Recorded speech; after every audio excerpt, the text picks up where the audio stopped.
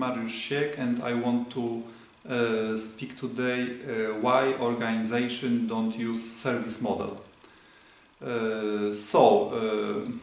ITIL in 2007 introduced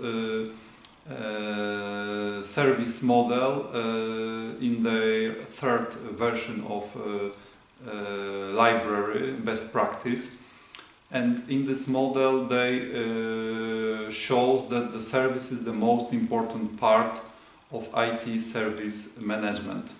They defined service life cycle, which consists of 5 stages. Strategy first, design second, transition third, operation fourth, and fifth, continual service improvement. So this all these 5 stages concentrate on service, and I will try to explain according to all these stages why organizations don't use service model and what to do, how to resolve these problems to be more related with services. So first, the strategy. Service life cycle related with strategy is for top level management. So on this level, on this stage, top managers prepare business strategy, sales plans, some high level goals for organization, and they don't think about the service because this is not the language which they use. And I can even understand why they don't concentrate on service but on the higher level, but I think that the solution is to engage IT service managers, which will help to translate business top business requirements to IT services and to show the value related with using service model. So the second stage of service life cycle is design. On this stage we use project approach to prepare products, for example application systems. So development team prepares some solution which will be delivered to production, but they don't think about the services, and they don't think how these solutions will be working on production. The service level manager is engaged on the last stage of the project, and there is expectation that he or she define services, SLA related with these services, and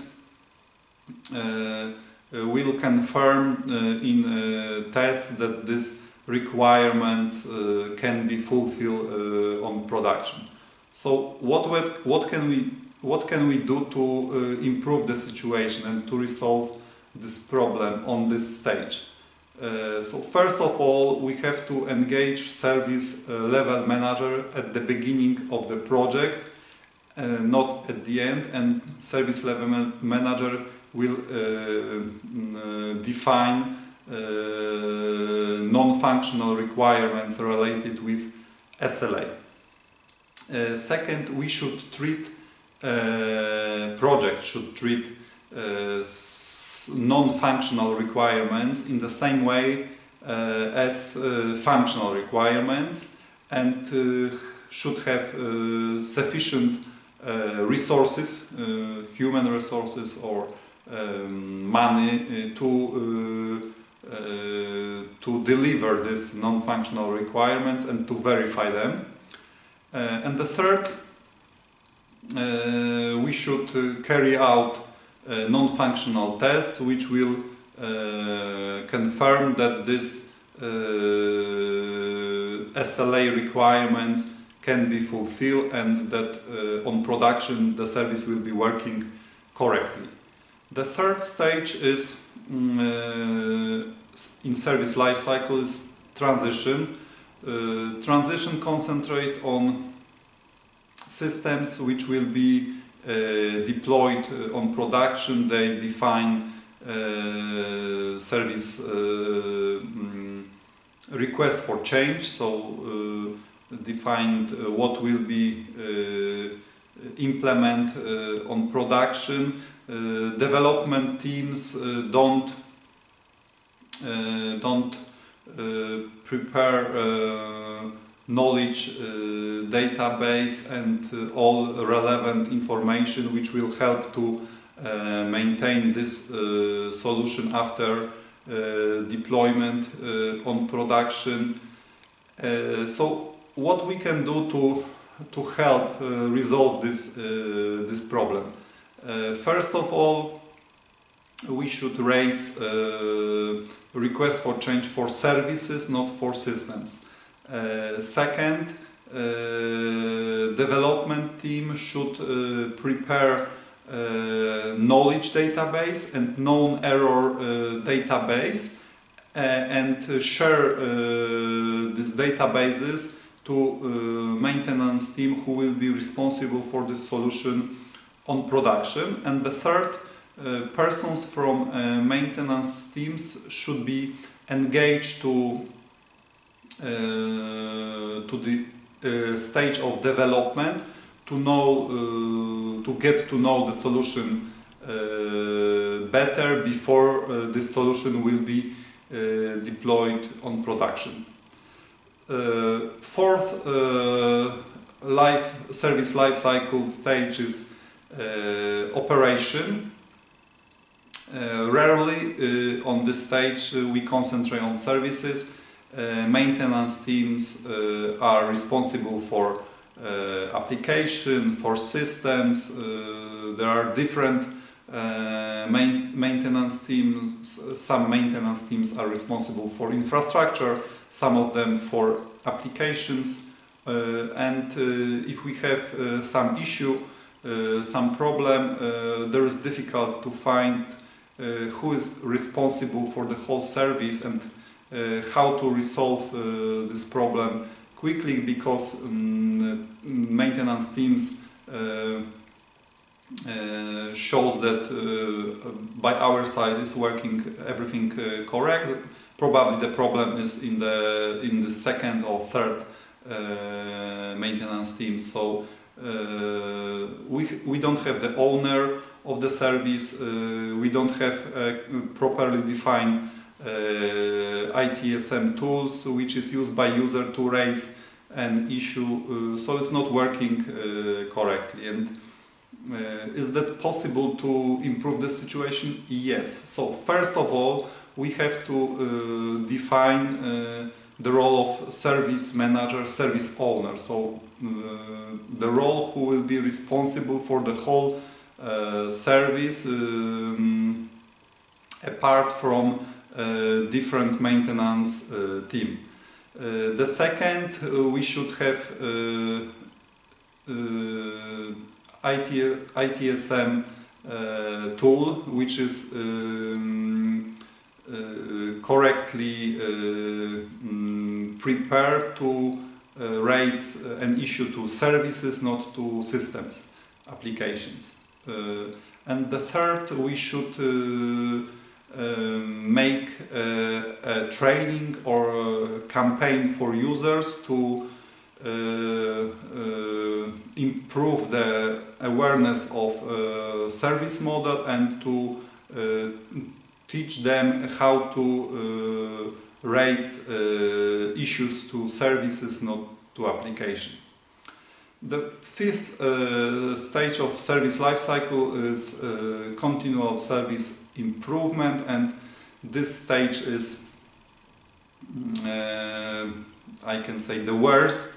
So because nobody is thinking about continual improvement, and when we deploy a solution to production, we have a lot of errors. We don't have sufficient resources, human resources, to resolve these errors. So there is a pressure of time to resolve this issue quickly, and we don't have time to improve day by day service. So what can we do? There is no a simple solution, but we have to prepare a service improvement plan. So in this plan we have to identify what is working wrong,